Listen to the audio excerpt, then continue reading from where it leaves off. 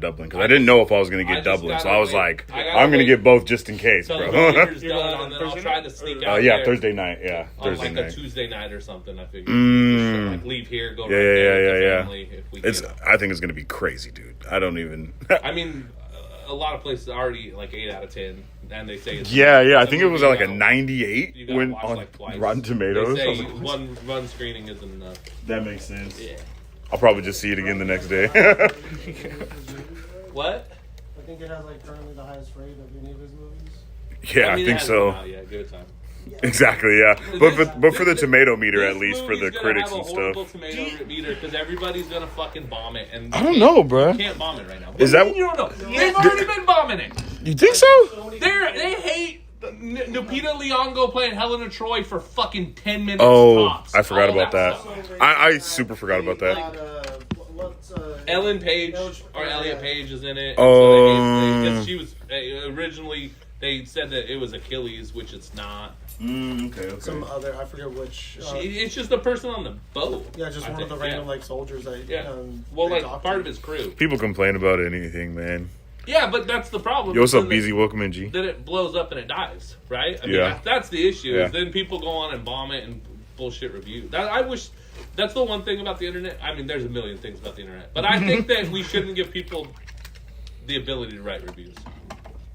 Random. I don't know. Randoms, I agree with. I don't know. I feel like the way that Rotten Tomatoes is set up is a good way to. Is fine, but I mean, you know what I mean? Like you got to sort the trash from the real stuff. Even like reviews at a spot, because it's not like most people don't give positive reviews. Right? So 9 out of 10 times you don't get a positive review. And sometimes you get a negative review because you don't have back issues and they wanted back issues. Well, I think you're talking from personal experience there, but... Suck my wiener, right? Like, what do we do, right? There's a few things. No, I just got a negative one recently over some trash. Where it's like, come on, man. Like, at least talk to me before. Or like for retail ones where it's like a 1-star, it's like package came in all fucked up. And it's like, that's not the retail seller's fault. Yeah, like they have they're UPS, bro, yeah. FedEx, bro. Like... Just because your comic book came in mangled isn't the fucking shop's fault. You don't know what you're talking. My point is, a lot of times, and same thing with movies, they don't always know what they're talking about. I've argued with people how they don't understand a movie and it's a bad movie, and you're sitting there going like, you fundamentally did not get the plot. Yeah, you didn't even realize that there was a plot. You just watched the movie. Their fault. That was your fault. That's user error. You should not be slashing on the movie because it's user error. User errors. That's funny. I like that.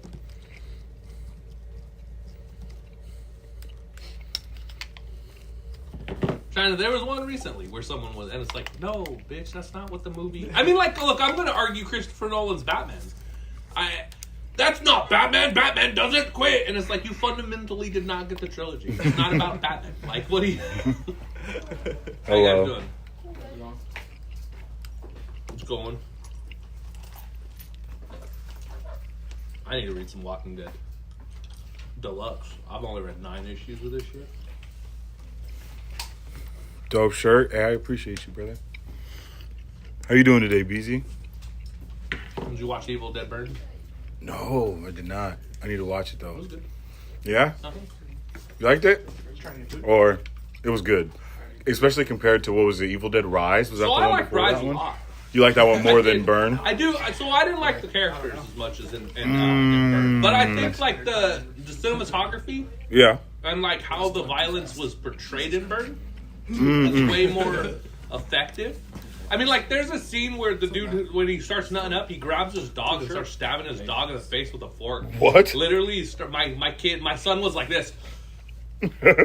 You know, because, like, you don't see that. And the way that they filmed violence and, like, the fight scenes and stuff, it was very much reminiscent of, like, how you would film war scenes and stuff. Like, there's... Deadites murdering people in the background, and the dude's just trying to like escape, and the camera's on him, and you just see stuff happening and things. It was entertaining. Toy Story 5 was actually really good too. I still haven't seen that. Yeah. I mean, talking about. Didn't it make $1 billion? Am I tripping? Probably. It's all about technology, and not technology replacing toys, but how technology is bad, right? Like. Making people feel, because Bonnie still plays with toys and she gets a leap leapfrog and gets invited. Like, the whole leapfrog is like, I'm going to make friends for Monty. And Jesse's like, yeah, but you don't know if they're the right friends, right? And then she gets put in a group chat with friends who then make her feel bad because she still plays with toys and, like, tease her and stuff. And then so she's, like, all depressed because they're not her friends. Yeah. And so, meanwhile, they're trying to find her the right friend. And so, and it's like, yeah, technology sucks. Yeah. And then it shows, like, all the kids on their iPads and tablets not playing with toys. And the toys are like, we got problems! We got problems. They left us. Cut to Wally where it's like, And then, of course, we got to do, like, there's an updated, a batch of Buzz Lightyears, but, like, The mini light years, right? no, they're not mini. They're like the updated ones that have like Wi-Fi and shit. Right? So they like light up, and they're like a whole batch crash lands on an island, and then they get off and they end up finding them all.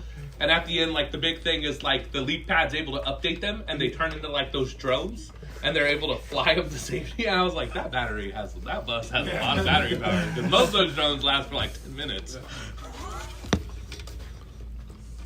But yeah, so like you get the again, we like going back and having like the Buzz that doesn't know that he's a toy come back, and we did that again. Yeah. Where it's like there's like 900 of them. They're like Star Command, Star Command, Star Command, rendezvous with Star Command. It's like, you know, the original Buzz is just like, oh, God damn it. He runs into him, he becomes their leader real fast.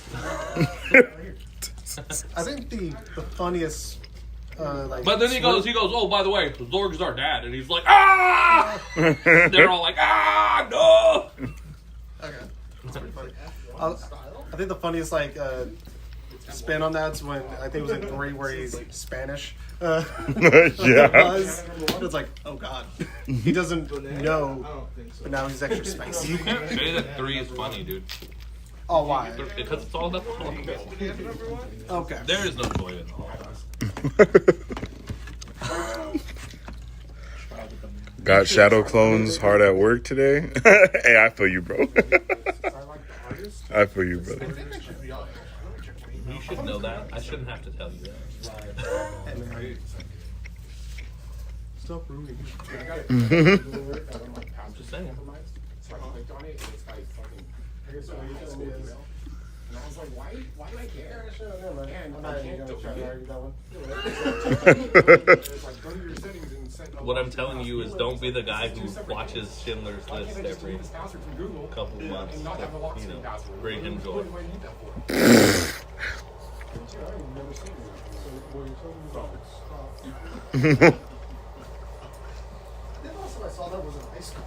Yo. I'm gauging right now on if I feel like my son is ready to watch Schindler's List. That's a heavy one, man. We watched it. It's such a great movie. And he's not in high school yet, though, Mitchell.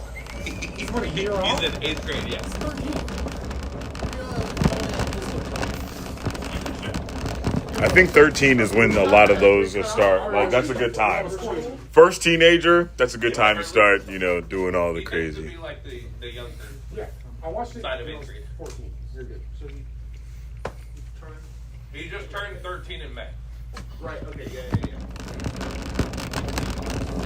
Going to high school, yeah. Or was going into high school.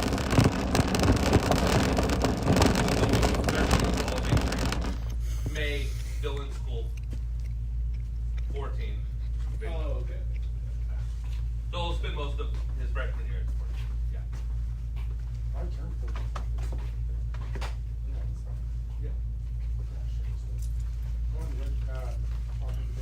We've already watched that. All right. What's up, y'all? How's everybody doing today? A lot. Hope everybody's doing good. It is Wednesday, which means it's new comic book day here at Comic Book Clubhouse. New books have just hit the walls. We got fresh ink, fresh chaos as always. Tonight is a dangerous week for number ones. We've got Punisher and Spider-Man revisiting their earliest encounters, Sonic crossing over with Godzilla, Jonathan Hickman launching an entire science fiction universe, the return of Dark Knights of Steel, last Ronin material, Jessica Jones becoming Spider-Girl, some experimental fantasy, superpowered dogs, Grendel, Bad Rock, a 7-foot sentient banana, Nightmare Before Christmas. I mean, we're running the entire release sheet tonight. No skips, no shortcuts. You guys already know how it is.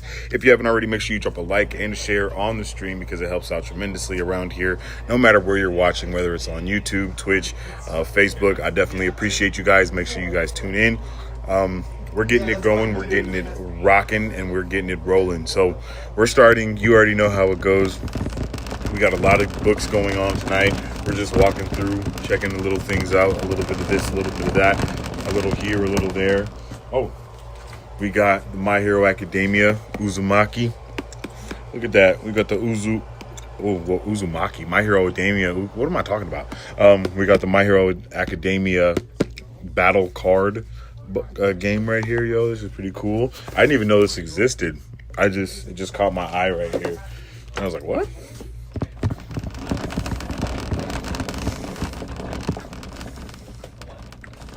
Some other solid books here.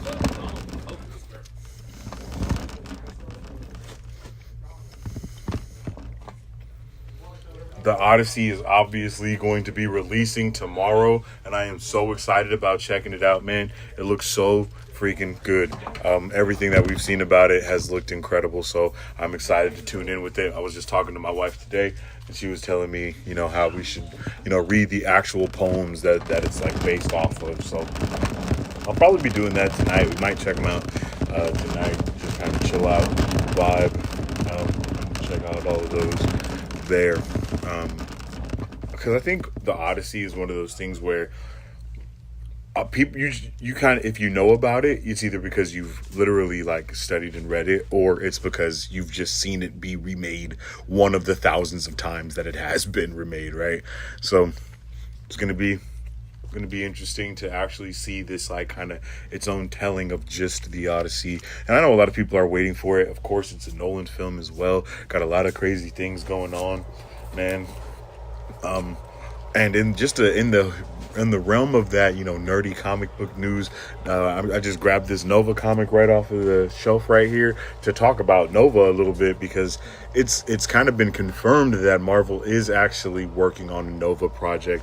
I'm very interested to see what that's going to be looking like. We got some pretty crazy news this week.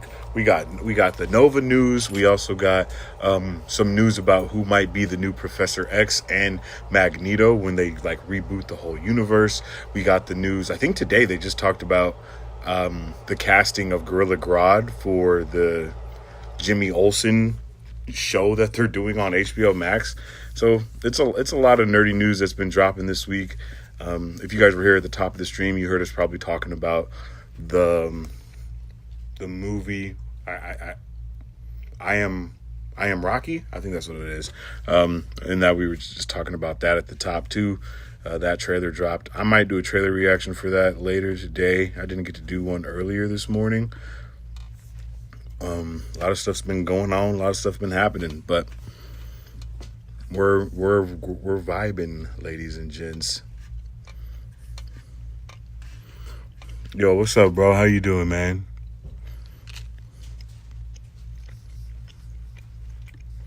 Hold on, let me get all my chats together here real quick. Let's see, where is social?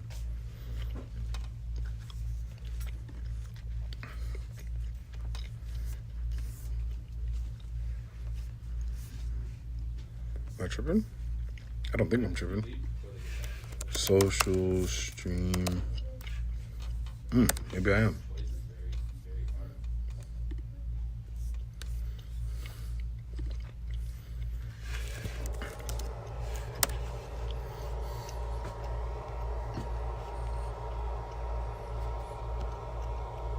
Oh.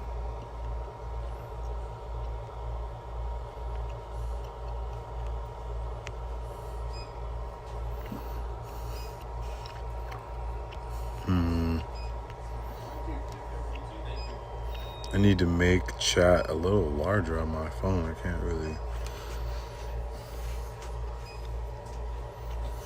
Interesting.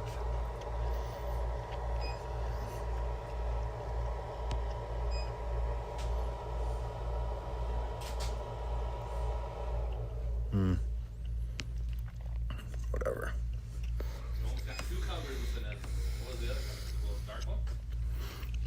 can't. Oh, is that Savage? What's up, brother? My bad, I can't read your name. Chat's all small on my phone.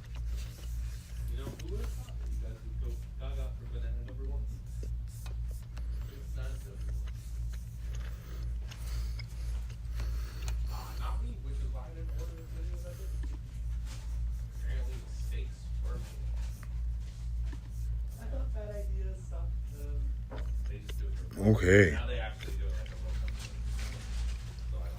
Let's get it cracking, ladies and gents.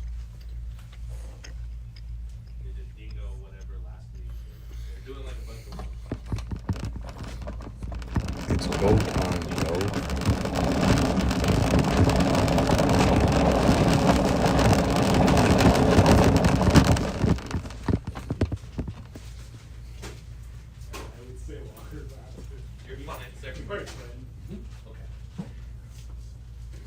Who's playing? I know Adam Driver's Magneto. Who was Professor X? Oh, dude, I cannot remember his name, but I know exactly his face. Like, it's bro, what? What movie, dude? So that's also a good question. So you're just gonna let me down on all fronts? I guess so. I have. Let me look. I have it all right here. That's why I can't think of. Also, I don't like Adam Driver. I don't know, man. I think Adam Driver as Magneto could be cool. He's like the most Jewish-looking actor in Hollywood right now. So I like Adam Driver. I just, since Kylo Ren, I don't need him in another big franchise. Yeah, I feel that. And I also don't want Magneto to talk like him because he has a weird cadence. And that's not. I think he'll, change it up. Not how Magneto needs to sound in my books. I think he'll change it up. He'll do a Michael Fassbender thing, I mean, I don't know Michael Fassbender other than his accent. Sounds a lot like Michael Fassbender. Yo, Beezy, if you're in here, what's the guy's name? That's cast as Professor X. I cannot think of it off the top of my head. I'm about to jump in the Discord and stuff and look, but I just can't remember. Also, aren't they waiting like 4 years to make that movie, basically? I don't think they're waiting that long. I think it's the movie that comes out after Secret Wars. I think that's like the next movie that they're doing, if I'm not mistaken.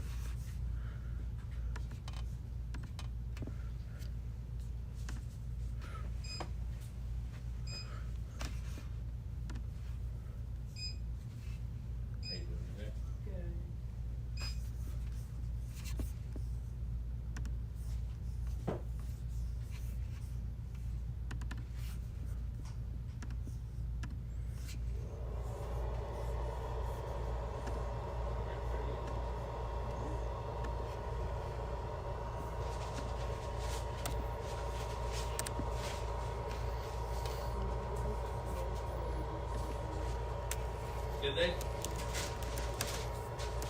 How are they going? All right.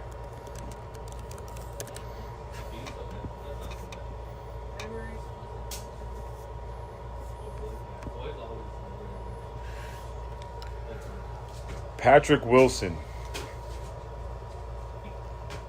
That's who it is. Patrick Wilson's like 20 years older than Adam Driver. That's it. That's who it is. That's crazy. Have a good day. I don't know if I like that.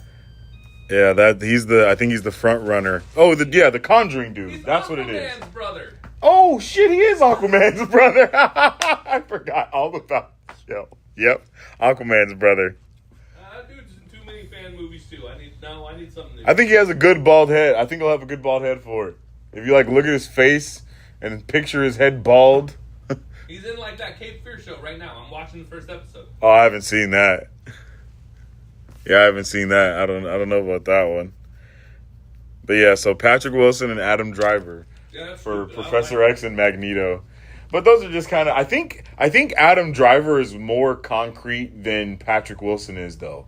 I think he's a little bit in the talks. I think they've been I'm pretty sure Marvel has been talking to Adam Driver for a while trying to get him the right role. Yeah, I've heard that about Keanu Reeves and I've heard that about what's his face? Artemis, Project Artemis, or Hail Mary. Yes. Gosling. Yeah. Because Supposed to be Ryan. Johnny Blaze is supposed to be somebody. Yeah, exactly. But he's about to be doing Star Wars stuff though, right? Isn't he about to be doing what is it called? Starfighter? I think it's and it's basically what is that? Top Gun. I think that's what they called it. That's the Top Gun in space. The other one that got canceled. This one's with Deshaun Levy as director. Yeah, I'm pretty sure this is the one that's supposed to be. Top Gun was the one with Catherine Bigelow. I don't know, man. I'm pretty sure this is the one because it's called Starfighter because he's literally a starfighter pilot. You know what I mean? He's a smuggler. No, I don't know, man. It's got Mia Goth in it too. What? He's a smuggler? I think so. Let me double check. Let me find out. Yeah, Orm. Yeah, exactly, BZ. Orm. And then, yeah, BZ, if you're here again, what were we just talking about? Oh, the Starfighter. You're right. Yeah, and because Squadron. Squadron was gonna be the Catherine Bigelow one. Yeah, exactly, and that's the one that got canceled. This one though, I think he's actually a Jedi too, secretly or whatever. I don't know, man. And then I know it's supposed to be Top Gun in space though. It's like supposed to be doing what they're doing with Ray. Yeah, no, that's gonna be the next movie of like the next. I think this one is still in the. Wait, is it? Yeah, I think this one is still in like the Mandoverse era. Like Skeleton Crew and all of those, the rumor of this one is supposed to be at the end of it. You find out what happens. Oh, like he goes to where Rey is, and she's got like a Jedi Academy or some shit. That would be crazy. That would be crazy. The rumors are insane. Yeah, because I know there's going to be a whole Rey movie where they do the whole new Jedi Order. Supposed to like backdoor pilot that one. Oh, okay. Did you watch Skeleton Crew? With that was who's that? Jude Law, I think, was the main character in that one. I watched like an episode. And then like my kids were like, "It's all right." I never got back to it. Yeah. That one was cool. I like that. People like that one a lot. Like it had a real people overall. A lot of the Disney Plus shows, dude. Nah, man, what? No, for real. Like, I don't know if I agree with you. No. I don't know if people like a lot of things a lot. They did. So Clone Wars, obviously people love Clone Wars. But all of basically everything animated that Star Wars has done on Disney Plus, like they love those. That wasn't animated; it was about little Star Kids. No, but I'm saying those they like those, and then they did like obviously the Mando stuff. They really Mandalorian does really well. Boba Fett obviously didn't do well. They should have did. We were just talking about that earlier today. I think that movie would have been so much better if they would have just put it out on Disney Plus. You know what I mean? I think it would have surprised. Look, the problem I think it would have. I mean, we don't know how they make money because no one talks about how they make subscriptions and advertisement. How would you make money? Yo, what's up with it, Angelo? Welcome in, bro. But that is true for the overhead also, point. No but expected back rooms and obsession to kill everything. I'm sorry. Yeah, very true. I mean, bro, I don't know though because you have that showcase there, right? But then that same thing kind of happened with Supergirl, where it was squished between. Right? What movie? They were the same two movies. Yeah, it really was. Yeah, it really was. Yeah, dude, exactly. So I'm just hoping to see what's going to be going on next, man. For real. I'm really interested. Yeah, those are all good movies. If this movie doesn't perform, kiss Star Wars in movie theaters goodbye for a while. Nah, I don't think so. I think you can kiss like these other Star Wars stories movies goodbye, but Star Wars is going to be. I think that's what they really need to figure out is that hey, Star Wars is a big like event type of thing. So when you make all of these other movies that aren't like the main Star Wars line, right. It just kind of throws it off. You know what I mean? Goodbye for a while because we got Star Wars in the 70s and 80s. Yeah. We got Star Wars in the 2000s. Yes, dude. Right? Yeah. There was people wanting to see movies, right? Exactly. People wanting and anticipating. And I think. Oh, he fell. And then he left. He ran away. I think if you put that stuff like through Disney Plus, like they've been trying to do, if you use Disney Plus to expand the universe outside of the main movies, cool. But when you start trying to put those movies into, or doing those smaller things in the movie form, it's just not going to work the same way. I think the thing is, Mark, and like there's obviously the people who kept the books alive and everything, but and that's what I'm saying though. All the other platforms. There's Star Wars, and then there's those people. Those people can't keep the series alive, right? If it comes out, they're not the ones making money at theater, right? Yeah. And so when you put out enough material for those guys, yeah, they might be happy as shit. They're not. It's never what they want. Exactly. Right? But you burn out the average person, right? It's like comics and Star. We talk about Spider-Man all the time. Yeah. I like Spider-Man. I don't like 3 times a month Spider-Man. Yeah, that's Right? it's crazy. It's too much, right? Yeah. And so the problem is that, I think, is that we just get... It's oversaturation and because they're not amazing movies. Yeah. It's what we've seen. It's but more I feel of like the same. that It's is the going same. to be the thing that makes them switch from doing all of these because they're not obviously it's not Elseworlds because it's all Star Wars, but it's just the IP is spread across so many different mediums in the first place. But it's all the same. It's They all should- dealing with Jedi. It's all dealing with Yeah. the same shit. It's all the same. Yeah, but Even- and I think that's what the issue is though, is that it's dealing with the same shit, but they should be utilizing these other formats to explore different stories. That's what I'm You know what I saying. mean? You have like a love story on Tatooine. I Yeah. think people would do the same different. Yeah, exactly. It's all the same. It's all Yeah. It's all swashbuckly adventure. It is. The one that's different is like Andor, right? I mean, Yeah. realistically, For real. That's completely different, and people didn't like it. Super because it was so different. like Star Wars. Yeah, that was super different. Andor was crazy good, different. It was really good too. Hey, so I have to leave to go pick my daughter up at set. If I gotta leave, you gotta get the fuck out, or you gotta stay put. He said, "You ain't got to leave, but you got to get the hell up out of here." So I got to be over at the Mac by like 7:15. No, All right, chat. Let's talk about number 1. Punisher versus Spider-Man. First up is this, okay? We got to walk down memory lane. The Punisher and Spider-Man are 2 of the most notorious names in New York City.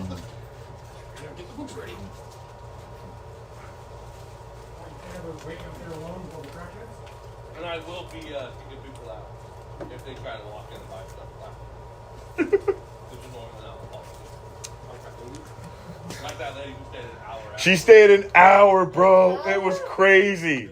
We couldn't believe it. After I left last week? Yeah. Yeah. 2 weeks ago. Yeah. It was Yeah, stayed crazy. An hour and then bought like a $4 book. It was insane. She waited an hour and then asked If we had if there were supernatural books. It was pretty I was crazy. like, yeah, it's over here in the S's. We bought one. Yeah, she did buy one, so kudos to her for that. At least she didn't just disappear. One of those where it's like utilities stay open, but then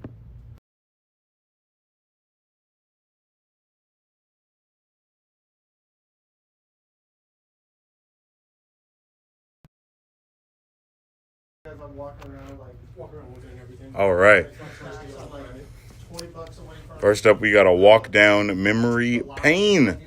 The Punisher and Spider-Man are 2 of the most notorious names in New York City with very different approaches to making the Big Apple safer. Or not, depending on who you ask. Join us for a trip to the days of their earliest encounters with returning fan favorite writer Dan Abnett, Punisher Year 1, and your new favorite Matteo Della Fonte. Okay? Brought together by happenstance and forced to stay that way by an ally from Frank Castle's past in need, will the web slinger and the gunslinger be able to begrudgingly set aside their differences before they find themselves at one another's throats? Okay? Spider-Man and Punisher stories work because they fundamentally disagree about justice and what it should look like. Peter believes people can be stopped, saved, and given another chance, while Frank believes some threats need to be permanently removed. Oh, God. I looked at it and he was like, you can have one if you want, but I already bid it. And I was like, The only time you gave me was a piece. That's for like 13 cents.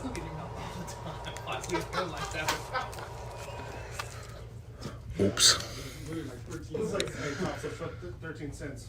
Here, take the cents. Sweet. Like a month later. Yeah, so what do you guys think? Whose approach works better in New York City? Spider-Man's restraint or Punisher's finality? I learned about it from Augie, but he can never know. What? Just one day Augie was in here eating something is what I'm assuming. Yeah, and I was like, damn, that looks good, but I can't say anything. Dude, the one time I had Augie eating in here was that, this one. I bid you a do. That was from that, the Asian market downtown by the, From street level Marvel violence, we're moving into one of the wildest crossovers on the wall. And the saran wrap, and he was like slurping on this damn chicken thing. It wasn't. That was with Vince. That was with Vince. From Leeds over there? Where he was eating. By the car wash. He was eating fried like chicken, right? And then Vince started dissing him, and he went like, I remember he went, that one. "I bet you would do." Yeah, make sure y'all read that Spidey Punisher a week before the movie drops. You literally, no joke, man. They're dropping those things for a reason, letting you get a little bit of taste, a little bit of catch up on what's going on there, okay? Next up is Sonic the Hedgehog and Godzilla #1. When the king of the monsters and other iconic kaiju mysteriously arrive in the Blue Blur's world, the brilliant and evil Dr. Eggman will try to harness the power of the kaiju for his own nefarious goals. Only Sonic and his amazing allies, including Amy, Tails, Knuckles, and Shadow, will be able to stand in the villain's way and try to send the giant monsters back to their own world.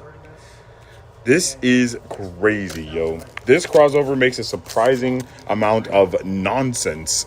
Sonic already operates in a world filled with giant robots, though, with reality-bending technology, alien threats, and city-sized danger. Godzilla entering that universe gives Dr. Eggman access to a power source he should not be allowed to be anywhere near, yo. So I really can't wait to see that Sonic versus Godzilla part. So this should have a strong sense for everybody. Just a little strong crossover action for everyone. But what causes the bigger problem here? Godzilla, period, or Eggman figuring out how to control him? They're part of the system. Is everything on our side is like brand new from when we moved in? Like we got all that shit replaced. Sure, that's what everybody's doing, bro. It's just bad. I like how he just ignored it. I'm just not even gonna. I'm not even gonna talk. I'm not Did you see The Rock when it was coming? Oh, I was like, why? You saw The Rock. I smelled The Rock. I was Dwayne. Because when I was driving on the highway, I saw it. Ding. And you just All right, now we're going from crossover chaos into a brand new science fiction universe. But if I swerve, I'm hitting this guy. And if I slam him right, If I slam on the brakes, I'm getting rear-ended. Yeah, I know. I I'm go still left or watching right, this I'm out. hitting somebody, and it's just like, Oh well. I just hope it hits and it bounces off. Of Yeah, and doesn't minor just scratch, scratch and her. then just. How you guys doing? Yeah, very loudly. Good. Hey, I'm going to say right now, it's bullshit that Batman 2 is delayed. Yo, absolutely insane. But here it is. They just can't have Superman and Batman released in the same fiscal year, man. Sorry, that's why. But here it is. Yeah, I'm sorry, dude. You are dooming James Gunn's universe to die a death because he can't put out a Batman movie. Yeah, I mean, No, period. Right now, he can't put out a Batman. He can't put out the DCU Batman because they need this one to wrap up. So basically, when Superman does what Superman does but isn't astonishing, then they're going to take that shit from him and they're going to blow up the universe, and then we're going to do something new because the Paramount people, if that lawsuit doesn't hold them up forever, they need that shit to make money. Yeah. Because they are going into so much debt to buy it that they can't afford these movies to flop and lose money. They're You're buying right. it so they could put out a Batman movie and make $1 billion a quarter or a year. Would have made you fix this one. It's like, bro, whatever. So be ready for all this cool shit that we're enjoying to just shrivel up and die. yep, it's out of there. A long time ago. It was 6 years ago? No, my bad. You're crazy. No. It's gonna be 6 years when it comes out. It came out in 2022. Okay. Yep, So 4 years ago. yep. It's But gonna I be mean, 6 when it comes out. also it's only a 4-month delay, but Doesn't matter. that's still huge because it changes it's into a 4-month whole delay year. Off a year delay. Yeah, off exactly. Of, Yeah, so it's making Superman be the only movie that's going to be releasing next year. Have a good day, guys. Robert Pattinson's gonna be 40-something when that movie comes out. But next up on number 3, we have 3 Worlds, 3 Moons. From the New York Times best-selling and multi-Eisner Award-nominated creator of East of West, The Manhattan Projects, Decorum, and more comes this ambitious science fiction universe presented by comics titan Jonathan Hickman. The next great comic universe starts here. From the extraordinary creative team of Jonathan Hickman, Mike Del Mundo, Mike Huddleston, and Nick Spencer comes an epic sci-fi saga on an intergalactic scale. Across a distant solar system and countless millennia-long cycles, a war has been fought between the forces of magic and science, and order and chaos. When astronaut and explorer Teo Valor undertakes a doomed expedition to a dormant moon full of mysteries, the conflict begins anew and more dangerous than ever before. Don't miss this perfect starting point for everything to come as a universe is born. That's crazy. So this is going to be one of those big long-term world book building books. Jonathan Hickman is known for creating systems, histories, factions, timelines, and conflicts that feel much larger than a single issue. The clash between magic and science, order and chaos immediately tells us this universe is being built around ideological forces rather than one simple hero versus villain conflict. The important phrase here is perfect starting point. This is designed to be the entry door into something bigger. It may require more attention than some of the faster books tonight, but this is exactly the kind of release readers may look back on later as the beginning of a major universe.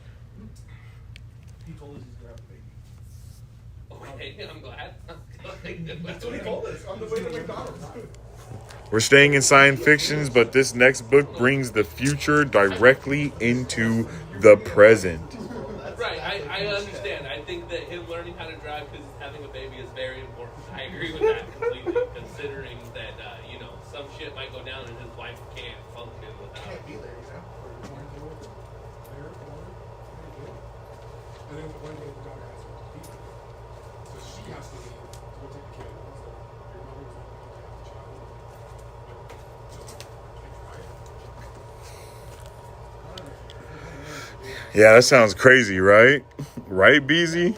Yo, I'm ready for that one. I'm definitely going to be checking it out. I like that science fiction stuff, man.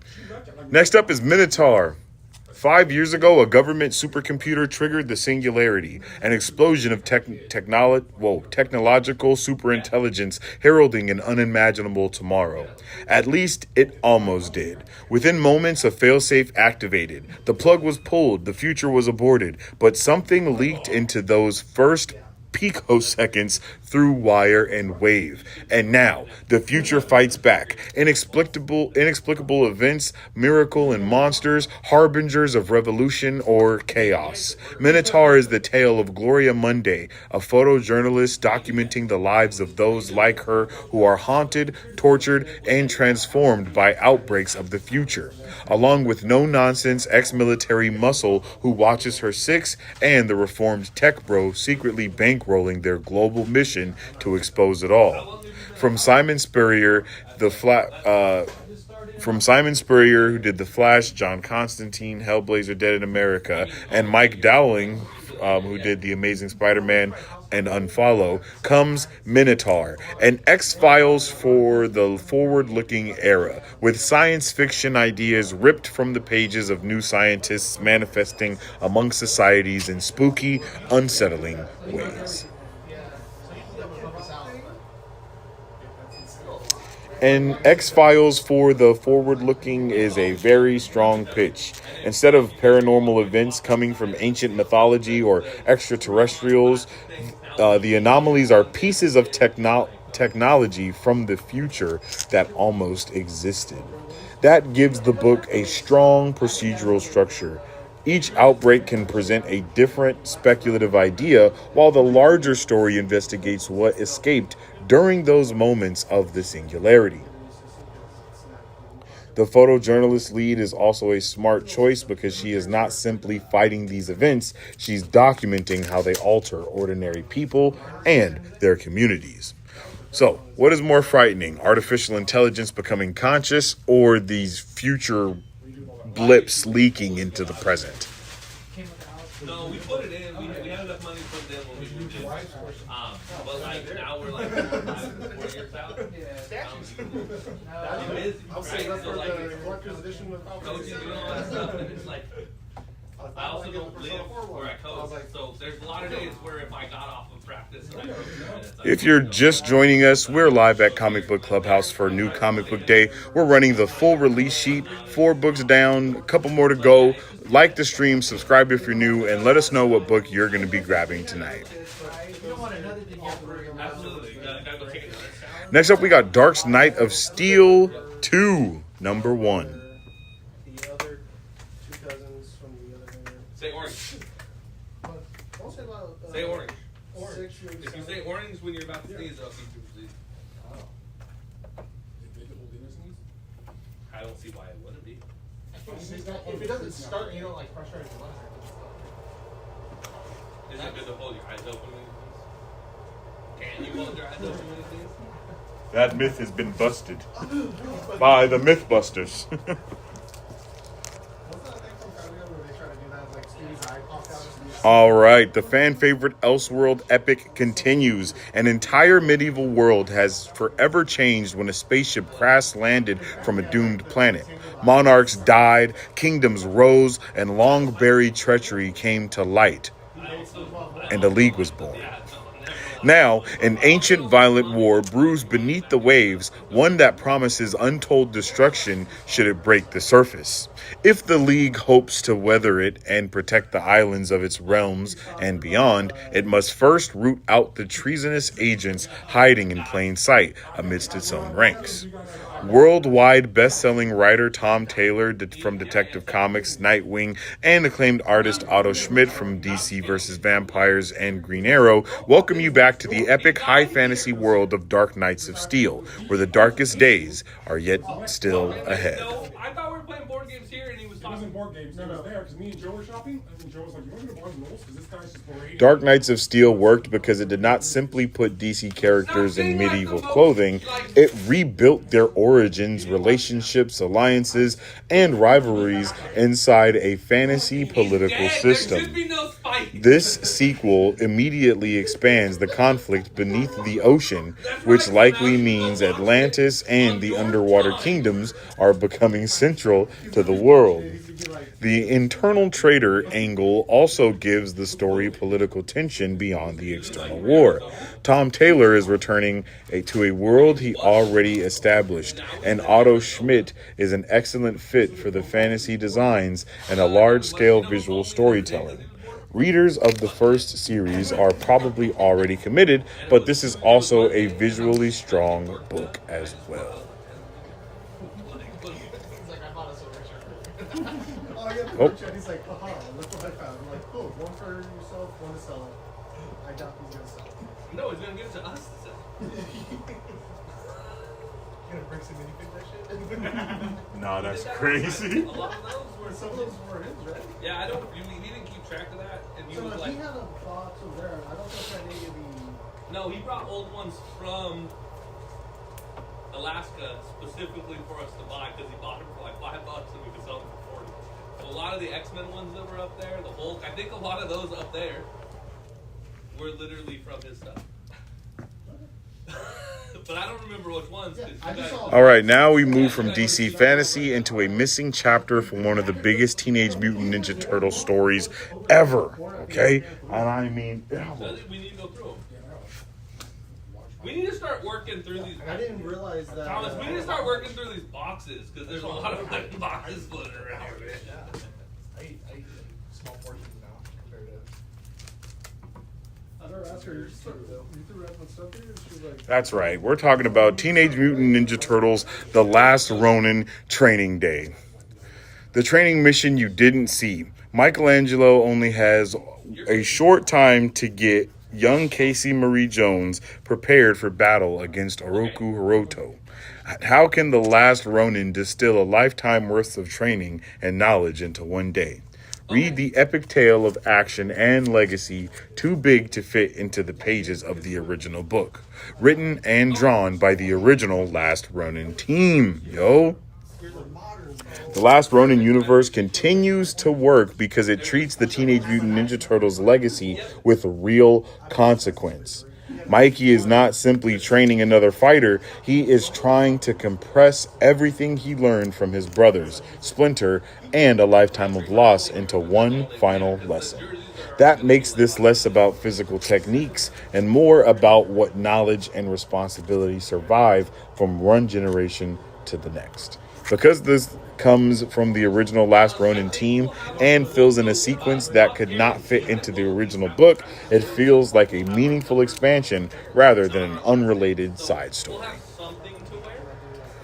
Let me know which turtle would you have. Let me know which turtle you think would have been the best teacher.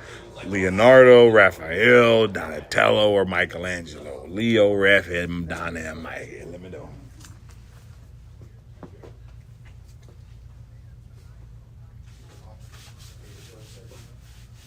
Yeah, that's he showed me kind of what the design on the front looked like. They look really nice, but yeah, I was just laughing because Josh was talking to him and getting it going like a month and a half before I finally got a hold of him. Josh finally gave me his number, and then he was like, "Yeah, it's gonna be 2 to 3 weeks," and I was like, "Bro, we've been talking for like a month." You know. It's fine. If the practice jerseys look as good as they do, then it's worth it. But yeah, I was just laughing. I was like, man, running a team. So I have ideas. All right. Next up, we got What If Jessica Jones #1, baby. All right. Perfect. Yes. Yep. Perfect, thank you, sir. All right, have a good day. Yep. No, well, I don't have to. So I'm doing a travel thing now, right? So next summer, I think that it would be. I need to see what we have to do. That's what I want to talk to them about. So a lot of kids are looking for community service hours. All right. Teenage superhero sensation Spider-Girl is retired. Surly and eternally miffed bartender Jessica Jones wants nothing more than to leave that part of her life and the traumas that came with it firmly behind her. But when a ghost from her past comes to haunt her, she finds herself unable to leave well enough alone. Has the Green Goblin returned? And if so, is an out-of-shape ex-superhero enough to stop him? So Tristan goes to Sid, his pitching clinic, 3 times a week for an hour. This is a smart what if concept because Jessica has already has the personality of someone who survived being a superhero and wants nothing to do with that life anymore. Giving her Spider-Man's origin changes the powers, costume, villains, and public expectations, but it still preserves the trauma and retired hero elements that define Jessica. An out-of-shape former Spider-Girl returning to confront Green Goblin is a very different kind of story. It could blend noir, superhero nostalgia, and that dark comedy together. The most interesting question is not whether Jessica can still use her powers, it's whether she is psychologically willing to become that person again. I'm a big believer that if you can teach something, you pretty much. What character do you think would be the most interesting Spider person? So they're out there coaching, which is important as well, right? Now we're leaving Marvel and entering one of the most imaginative fantasy concepts on the wall. So I just need to sit down and be like, and since I have insurance via the team that I already have, do I just have to expand it out? Right? Do I start an LLC? Or does the school just do it, right? Or like the baseball program do it the same way. And we just have a program that's through the summer that the kids would get a ton of community service for, right? Because you have to imagine if you do 2 practices a week and then the tournament, which is going to be like a 6-hour ordeal, right? You could bank 40 hours a month. Easy. how many hours you need to get the gold cord.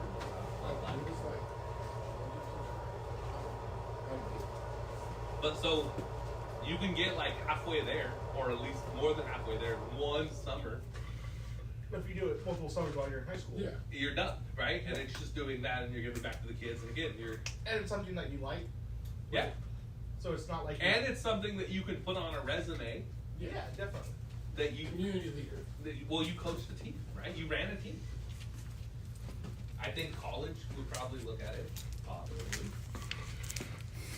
'Cause they Next do up is those- a mischief you're of already doing magpies. one of those What you describing the junior college kids. Yeah.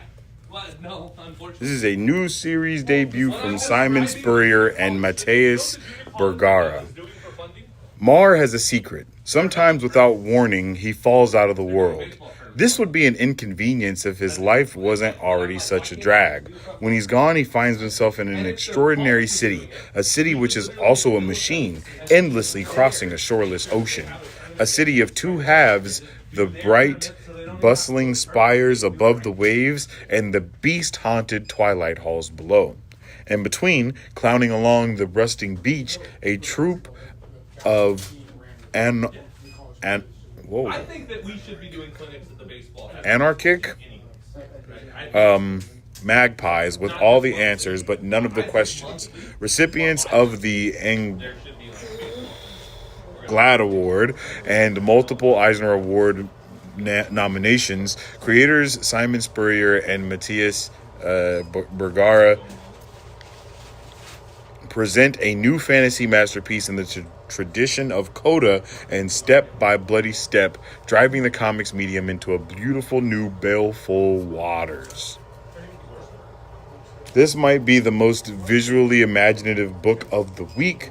A city that is also a machine, endlessly crossing in an ocean, immediately creates a fantasy setting with its own logic and mythology.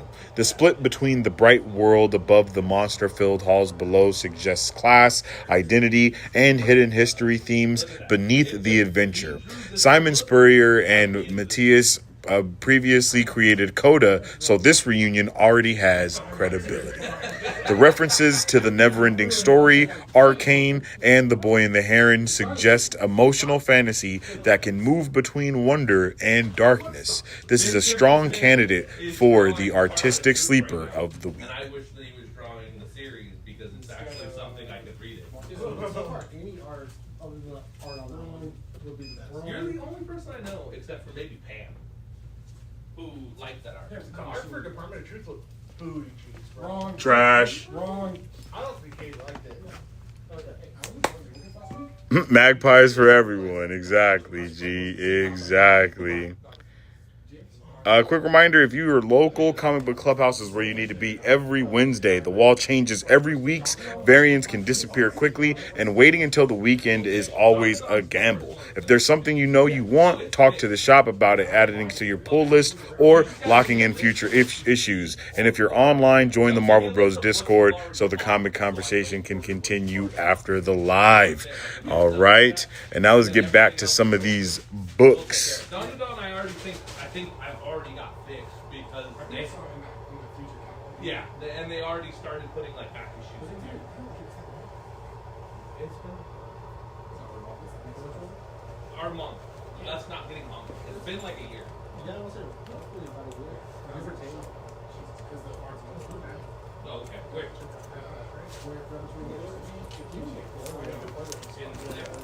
Next up is Super Mega Mutts #1. 1 year ago, a fragment of an interdimensional civilization crashed into downtown Los Angeles, creating a quarantine zone known as the Gleam, where the laws of physics no longer function normally. Believing the area too dangerous for humans, morally questionable government contractors sent in 4 research animals to retrieve alien technology. Instead, they created something far more unpredictable. The mission resulted in 4 radically transformed dogs with enhanced intelligence, new abilities, and a purpose of their own. Wolf, Frankie, Griffey, and Freddy, guided by their mentor Mojo, now patrol a city overrun by corrupt forces and gangs empowered by stolen alien tech. The government may have tried to weaponize them, but these mutts have other plans. Literally, this sounds like Teenage Mutant Ninja Turtles energy filtered through superpowered dogs and interdimensional science fiction. The Gleam is a strong setting because broken physics allow the creative team to introduce almost any kind of mutation, weapon, creature, or environmental threat. The government created the team as disposable research animals and lost all control of them, which gives the book an anti-authority angle underneath the concept of fun. This could appeal to younger readers, indie superhero readers, animal team fans, and anyone who likes strange ensemble books. This is definitely crazy, and it's not something that I even expected today coming at us from Oni. This seems crazy, dude. Super Mondo Mega Mutts.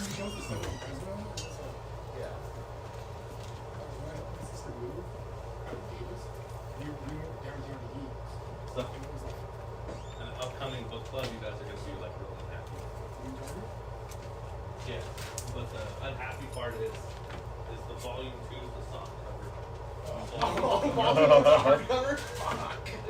Oh, that upsets me. No.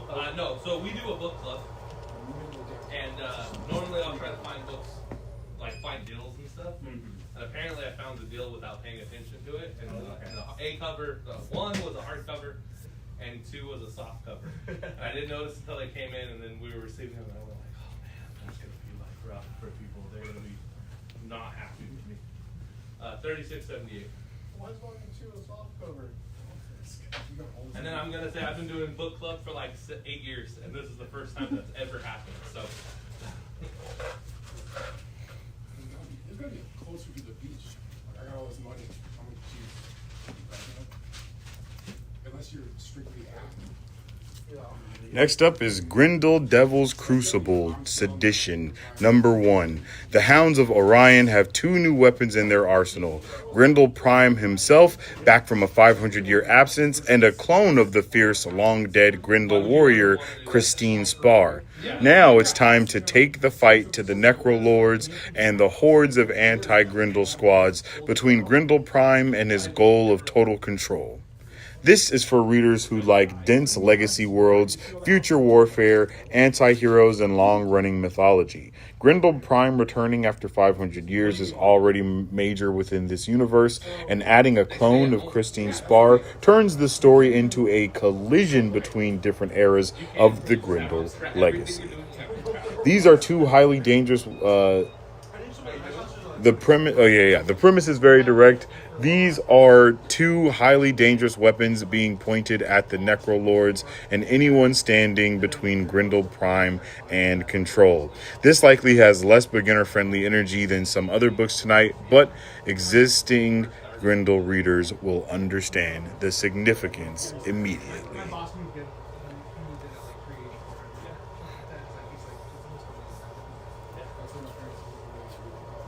like, I mean, the second part too is like you're not on the sewer system, you're on the septic, and then you also don't have city water. You're on so it's like extra hard water. So it's like rough on your cars. It's like washing for at home. Yeah. Like your hair too, all that stuff. All calcified and shit.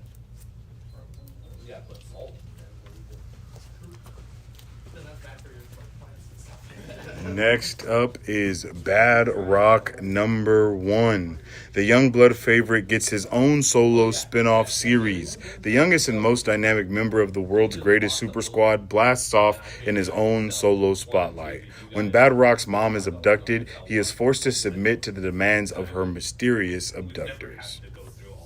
Bad Rock is built for loud superhero action. The story personal by abducting his mother. But making the story personal by abducting his mother gives the solo book a straightforward emotional hook. He cannot simply smash the problem immediately because the abductors are controlling the situation. That creates that tension between the character's physical strength and his lack of control over what is happening. For longtime Image and Youngblood readers, this is pure nostalgia, but for newer readers, it is a clean solo starting point without requiring the entire team. Here's a 7-page preview. right. Bitter little man. Bitter tall man. Touche. But the bitter is still accurate. Better overshadows it. Oh, the bitterness makes you small? Mm-hmm. I think that's all on spine. The spite makes up for the bitterness. That's what it is. All right. Yo, this is a crazy one. I don't know what this one is about, but we're going to talk about it.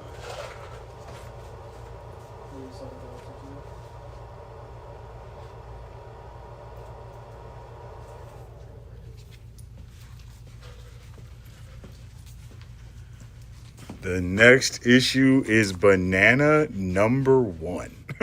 From the team that brought you Unknown Soldier, Maxwell Lord, Spider-Gwen, Amy Racecar, Madman, and more, Eisner-nominated award Joshua Dizart, legendary illustrator Kevin McGuire, superstar colorist Rico Renzi, Eisner Award-winning artist David Laflamme, and comics icon Michael Allred would like to introduce you to perhaps their ultimate creation, Banana number 1.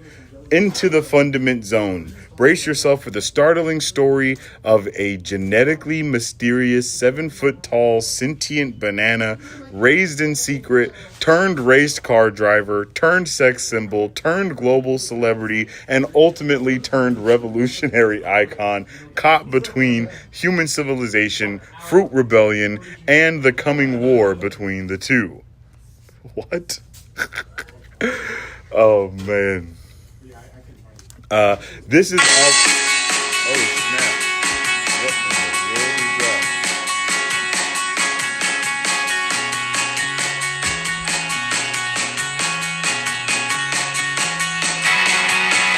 What is going on? What in the world? Okay, that was very interesting. I have no idea. That was crazy. Yeah, BZ, you heard me. That was an insane story, right? So this is almost impossible to summarize without simply repeating the concept. A 7-foot sentient banana becomes a race car driver, celebrity, sex symbol, and revolutionary leader during a war between humans and fruit. That is exactly the type of premise comics can deliver better than almost any other medium. The creative team is also far more accomplished than than intentionally ridiculous idea. The creative team is way more accomplished than this idea might suggest. But that means that the humor could be paired with real satire about celebrity identity, exploitation, rebellion, and how society turns individuals into symbols. This could either be the funniest book of the week or much smarter than anyone expects. Possibly both. That's insane, dude. Like, this is crazy. I don't even know what else to say about this one. I don't know what to say about this at all. Say goodbye to video games. But we're going from sentient bananas to Halloween Town. I know it's bad for you. My teeth keeps I will be in vain. My problem is the minute I go to bite it, it's gonna hurt. My teeth are real sensitive cold. I don't know. I can't. To ice, it's weird. To ice, fine. But if I'm drinking a super ice cold drink, sometimes it'll hurt. Dude, I had to leave the dentist because the water they sprayed was too cold. I was like, Jesus Christ, dude. And they were like, how do I get that worked on? Well, I'm here. I'm the dentist. How am I supposed to get that worked on? I'm at the spot. Please help. Oh, that hurt. I should get that checked out. There's 2 lines. There's no warm option. We just keep spraying cold. I've been going to the doctor with a broken arm to get that fixed. I just want to know, like, where am I supposed to go if not here? Sorry. Next up is Disney Tim Burton's The Nightmare Before Christmas, All Hail the Pumpkin King. The sequel book to the best-selling graphic novel continues the story of young Jack Skellington and his rivalry with the malevolent Oogie Boogie, a feast of frights and fun for middle grade readers and up. Taking place shortly after the battle for the Pumpkin King, Jack Skellington is now the newly named Pumpkin King of Halloween Town, and his first Halloween is fast approaching. Intent on proving himself as deserving of this title, Jack plans a huge celebration full of flashy ideas and fun for all, and insists on doing all the work himself. As his to-do list piles up, Jack starts to fear that he can't deliver on all the frightful promises of Halloween, and so he turns to the one person he knows that can help, Oogie Boogie. Thinking this might be a chance to rekindle their friendship after their battle for the Pumpkin King title, Jack enlists Oogie Boogie to assist in Halloween prep, not realizing that the embittered Oogie actually has schemes to boogie on his own. He just walks it off, dude. This is a very accessible all ages book because it expands on the most recognizable worlds in animation. The story gives younger Jack Skellington a leadership problem rather than immediately jumping to another world-changing adventure. He wants to prove he deserves the Pumpkin King title, takes on too much responsibility, and makes the terrible decision to trust Oogie. That preserves the dark storybook tone of the franchise while creating a relatable lesson about leadership, delegation, and security. This should be a strong family-friendly pickup and an easy recommendation for Nightmare Before Christmas You don't need to tell collectors. me about your butt pains. Like, but every once in a while people do that. Like the other day, Chris Hayward, you know who Chris Hayward is. He came in. I'm on the phone. This was on Tuesday. I'm on the phone getting advice about how to do a certain drill, right? And he's walking around the store. Yeah. Excuse me. Just like in my face, I'm like, what are we doing? What are you looking for, sir? Huh? Are you looking for a book or? Yeah, I know. I'm just looking for Okay, I the was last gonna one help here. you. I wasn't. Yeah. No, you're good. But yeah, I was just like, Jesus, dude. And then he's like, I'm gonna use your bathroom. I was like, please do. And Please just don't. walking around like blowing stuff up. Like, Whole store's filled with ass now because of this guy. I'm on the phone trying not to laugh. Next up is Kingdom of Earth. 2036. 2 years ago, hordes of monsters rose from the earth and sea, devouring everything in sight. Much of mankind was massacred before the monsters realized they needed humans. In this new world, humans have two options: service or slaughter. When a young child named Frankie narrowly escapes their fate as livestock, they soon realize that their fight for survival has only just begun. From the critically acclaimed writing duo of David Dastmalchian and Leah Kilpatrick and Bram Stoker, award-winning artist Sue Lee, comes this new monstrous miniseries. This premise becomes much more disturbing once the monsters decide humans are useful. Humanity is no longer simply being hunted. People are being reorganized into a system of service, consumption, and captivity. Following a child who escapes being treated as livestock makes the horror immediate and personal. David has shown a strong interest in horror storytelling, and Sue Lee should be able to give the monsters and Ruin World a distinct visual identity. This sounds brutal, but that child protagonist may also give the story a strong emotional core. No, that would have been like last month. That's a month. I'm not married yet. It was probably the first time I was gonna be here, and you were like, I'm gonna go when Rick goes walking. I'll go every week. He's not there. 1 week he's gonna be there. You're going off. Yeah, it looks good. And I'm gonna give my friend shoes big. Next up is Mr. Nemo #1. A new chapter of the Underworld universe begins here. A brilliant analyst uncovers a global conspiracy and is immediately marked for disappearance, only to be rescued by the mysterious Nemo, a man waging a secret war from beneath the ocean. As they dive into a hidden world of covert power and impossible technology, one question remains: can they save the world before it even knows it's in danger. Do you need the Mitchell? Just get up number one. Now. This has a strong classic adventure and espionage energy. A secret war operating beneath the ocean gives the story access to underwater civilizations, advanced technology, hidden military networks, and geopolitical conspiracy. The analyst protagonist is also interesting because their value comes from recognizing the conspiracy rather than being the most physically powerful person in the room. Nemo appears positioned as a mysterious operator whose mission and resources may be much larger than they first seem. Because this begins a new chapter of the Underworld universe, the issue may also be establishing future characters, factions, and conflicts beyond this one story. Do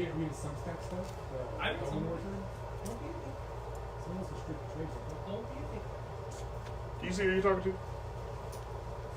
Hey, go away. I'm over here still.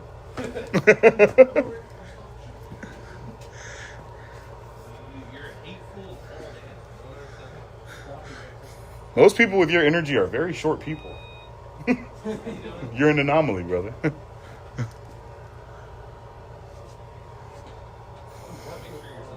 All right, we ran the complete release sheet. Now that's what we got going on today. I appreciate everybody that's tuned in and checked us out, man. My top 5 today, I think, is going to be 3 Worlds, 3 Moons, Foundation. Got to throw Minotaur in there. That X-Files one sounds pretty solid.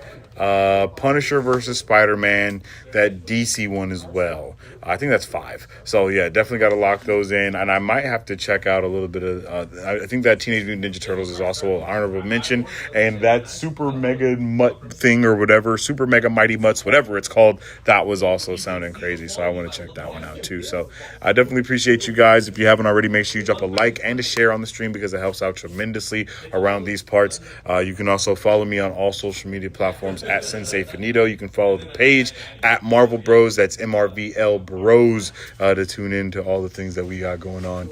And I can't wait to see you guys on next Wednesday for New Comic Book Day. Tomorrow, of course, is the Odyssey, and we are going to be checking that out expeditiously. So you can probably check out that. You'll see the scale, which is the review. You'll see the scale review come out for that. Maybe Friday. Hopefully we can do that on Friday. I'm not entirely sure, but we gonna see. So I definitely appreciate each and every one of you guys for tuning in, and I hope to see you on the next one. As I always say, stay awesome, stay nerdy, and don't forget to stay marvelous. Excelsior.